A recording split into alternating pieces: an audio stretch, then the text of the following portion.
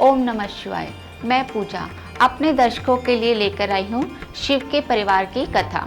शिव के स्वरूप के बाद अब हम उनके परिवार का वर्णन करेंगे। शिव की पहली पत्नी सती और अगला जन्म लेकर पार्वती कहलाई। शिव की अन्य पत्नियां उमा, कुर्मी, काली, गंगा ये सब उनकी पत्नियां ही कहलाती हैं। एक ग्रंथ के अनुसार शिव की पत्नी गंगा कहलाने के साथ साथ वह कार्तिकेय जी की सौतेली माँ भी कहलाती हैं। शिव के 2 पुत्रों के बारे में तो हम जानते हैं। हम आपको बताते हैं कि उनके 8 पुत्र थे, जिनकी कथाएं आगे बड़ी ही रोचक हैं। जिनमें से गणेश जी और कार्तिकेय जी 2 पुत्र हैं और बाकी सुमेश, जलंधर, अयप्पा, खूजा ये सब उनके पुत्र कहलाते हैं।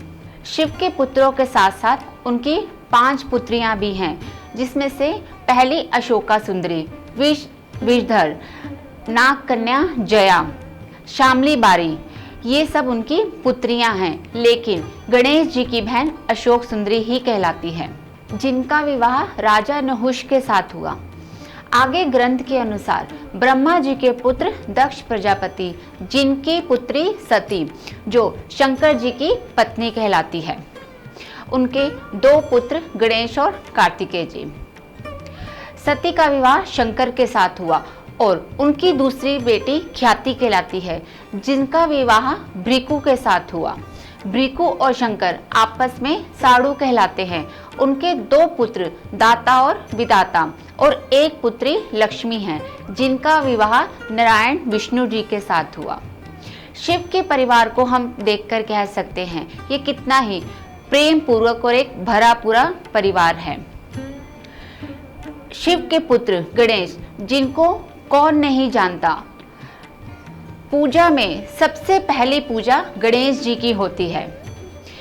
कहते हैं ये वरदान भी गणेश जी को शिव जी के द्वारा ही प्राप्त हुआ कि कोई भी मंगल कार्य होगा तो सबसे पहले विघ्नहर्ता गणेश जी की पूजा होगी।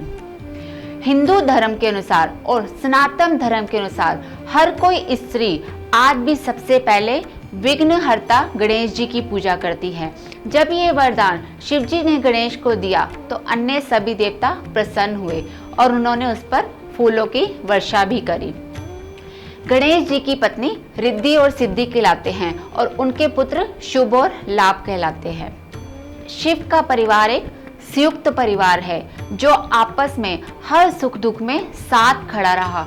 कितनी भी मुश्किलें आई वो अलग नहीं हुआ। शिव का परिवार हमें यही संकेत देता है कि वास्तविक जीवन में भी हमें अपने परिवार को टूटने और बिखरने से बचाना चाहिए। शिव का परिवार हमें यही सीख देता है।